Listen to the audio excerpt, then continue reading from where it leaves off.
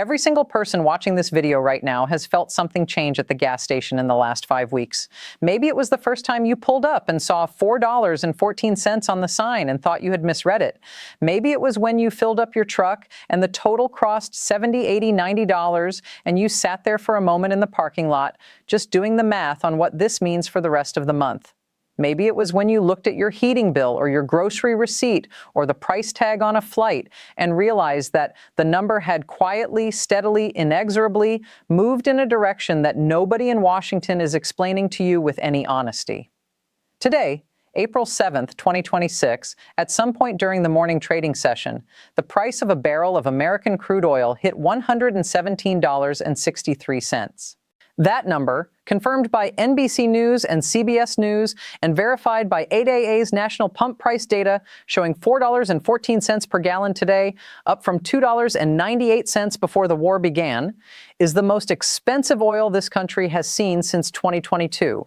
And the 8 o'clock deadline that Trump set for Iran to open the Strait of Hormuz or face strikes on its power plants and bridges expires tonight. And Mark Carney, the man who runs the country, whose oil is the reason the American Midwest has not yet experienced a full supply crisis, is doing something that no American leader is doing right now. He is building the shield. He built it before you knew you needed it.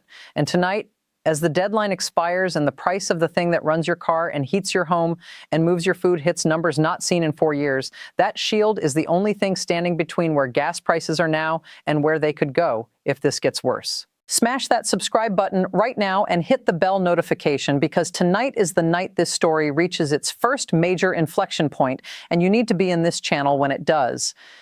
8 o'clock Eastern Time, Trump's deadline for Iran. Oil at $117 intraday, gas at $4.14 nationally, diesel at $5.64, approaching the all-time record. The UN Security Council deadlocked after Russia and China vetoed the Hormuz resolution hours ago. Pakistan begging for a 2-week extension, and Trans Mountain running 890,000 barrels per day to Asian buyers who are willing to pay whatever it takes to get Canadian crude because they cannot get anything else. Subscribe, hit the bell. We are building the complete picture right now.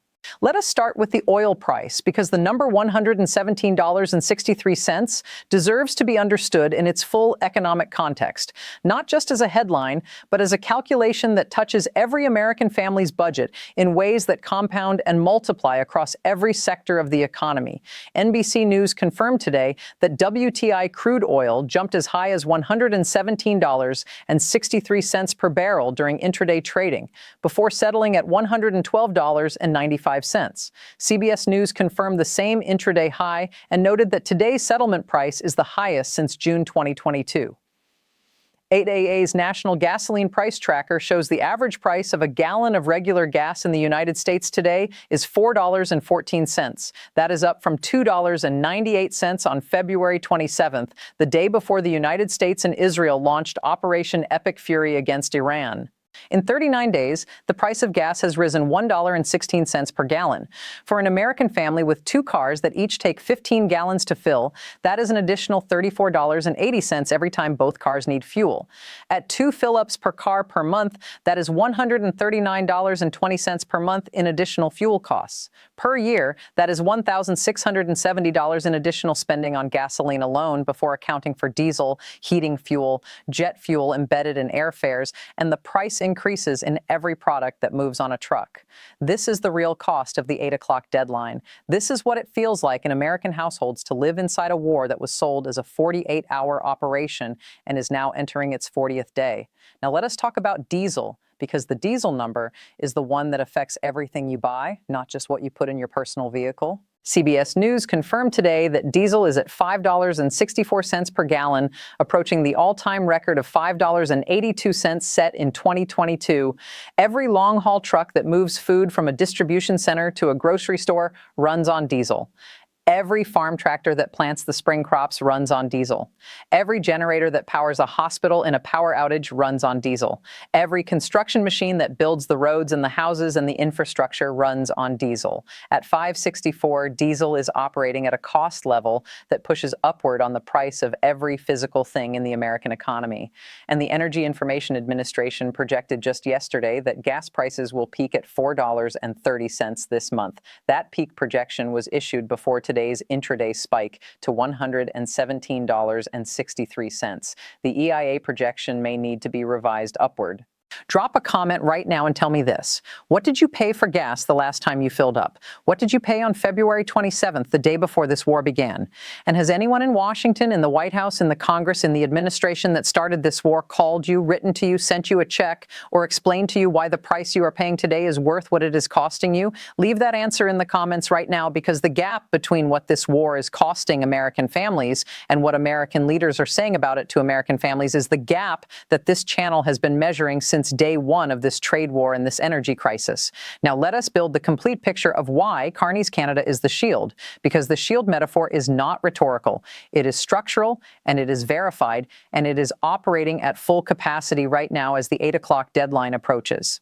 The Trans Mountain Pipeline expansion, which runs 890,000 barrels per day from the oil sands of Alberta through the Rocky Mountains to the Westridge Marine Terminal in Burnaby, British Columbia, is running in the high 90s as a percentage of its rated capacity, confirmed by Trans Mountain CEO Maki at the CERAWeek conference in Houston on March 25th. He said he would attribute the record utilization directly to disruption around the globe. He said Asian customers are highly interested in Canadian barrels, full stop. He said the pipeline was approaching a milestone of full utilization that had been years away before the war. That is one dimension of the shield.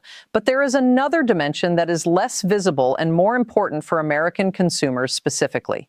The Enbridge Mainline, which runs from Alberta to the Chicago refinery hub, processes approximately 3 million barrels per day of Canadian heavy crude. It has been running at 97% capacity continuously since the war began. The refineries in Minnesota, Wisconsin, Michigan, Illinois, Ohio, and Indiana that run on that crude are the refineries that produce the gasoline that American Midwest consumers are buying today at $4.14. Without that Canadian crude, those refineries would face a physical supply constraint that no amount of Texas shale oil can address, because those facilities are specifically configured to process heavy oil from the Alberta oil sands. Canada is not a talking point in this energy crisis. Canada is the infrastructure that is keeping the American Midwest supplied.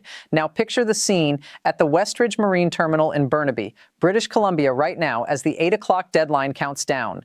The terminal sits at the end of the most strategically significant pipeline in the Western Hemisphere, surrounded by the mountains of the Coast Range and the waters of Burrard Inlet. Tonight, while Trump's deadline expires and oil markets absorb whatever happens in the next few hours, tankers are loading at the berth.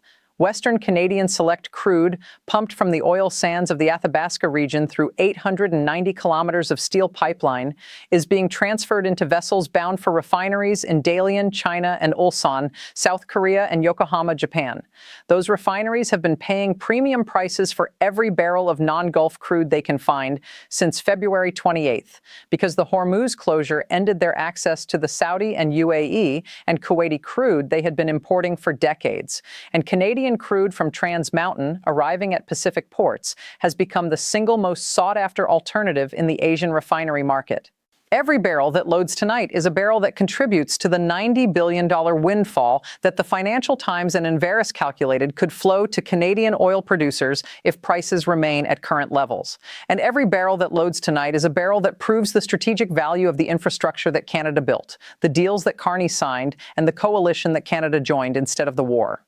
Now let us connect the oil price to the USMCA negotiation, because the connection is direct and its implications for every American who pays taxes and buys gas are profound.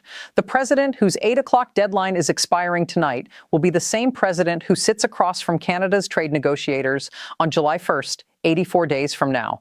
That president's approval rating is 35%. His Fox News disapproval is at 59%. His Iran handling approval is at 33%. Among independents, it is 22%. His war is now in its 40th day with no exit strategy confirmed, no Hormuz reopening, no ceasefire agreement, a UN Security Council vetoed by Russia and China, Karg Island bombed, at least 18 civilians killed in one province this morning, Iranians forming human chains around power plants, Pakistan begging for extensions, and oil at $117 intraday. The negotiating position of a president with those numbers, that war, and those gas prices is not the same as the negotiating position of a president who starts from strength.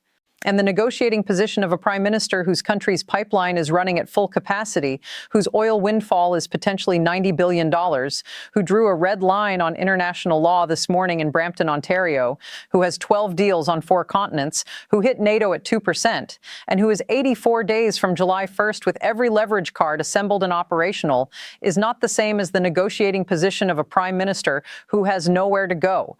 The oil price that is hurting American families tonight is simultaneously the oil price that is strengthening Canada's hand at the USMCA table. That is the complete picture. That is the thing nobody in Washington will say out loud. Now, let us be honest about what $117 means for the future, because the 8 o'clock deadline is not an endpoint. It is a moment in an ongoing crisis whose resolution or escalation will determine where gas prices go in the coming weeks and months. If Trump follows through on his threats and strikes power plants and bridges, the humanitarian consequences are catastrophic. The war crimes questions become immediate and urgent. The diplomatic fallout across the 40-nation coalition is severe, and the oil markets will price in the likelihood of further supply disruption that could push prices higher still. If Trump extends the deadline again, as Carney observed this morning when he said there is often a gap between what is said publicly and what is happening privately, the uncertainty continues, the volatility continues, and the 414 gas price stays or climbs. If Pakistan brokers a temporary ceasefire in the next hours, oil markets will respond with a sharp decline that temporarily relieves pressure but does not resolve the underlying crisis. In every scenario, the country that is running its pipeline at full capacity, that has diversified its customers across 40 nations, that has drawn a red line on international law, and that has 84 days to the most important trade negotiation in North American history is better positioned than it was before this crisis began. Canada is not waiting for resolution. Canada built the infrastructure for every outcome. Carney built the shield before you knew you needed it. He signed the UAE deal before the war. He signed the Japan partnership before the oil price hit 117. He led the EU CPTPP bridge before the UN Security Council was deadlocked. He hit NATO 2% before Russia and China vetoed the Hormuz resolution. He kept Trans Mountain running before Asian buyers were desperate for every available barrel. He did not post on Truth Social about civilizations dying. He did not issue ultimatums that he extended 4 times. He did not threaten power plants on Easter Sunday. He stood at a podium in Brampton, Ontario this morning and said 11 words in the measured, precise language of a man who spent 13 years running central banks and who knows exactly how much weight each word carries. That means not targeting certainly civilians or civilian infrastructure. And then he went back to work, because the deadline is tonight. The USMCA is in 84 days, and the shield is holding. If this video gave you the complete economic picture of what $117 oil means for American families, how Canada's infrastructure is functioning as the shield that is keeping the Midwest supplied, and why the same war that is costing you $139 a month in extra gas is simultaneously strengthening Canada's hand at the July 1st trade table, share it right now with every American who deserves to understand exactly who built the infrastructure that is keeping their economy running, and exactly who started the war that is making it cost so much. Share it with every person who still thinks $4.14 for gas is a price worth paying for a 48-hour war that is now in its 40th day. The shield is holding. The deadline is tonight. The table is in 84 days. Share this.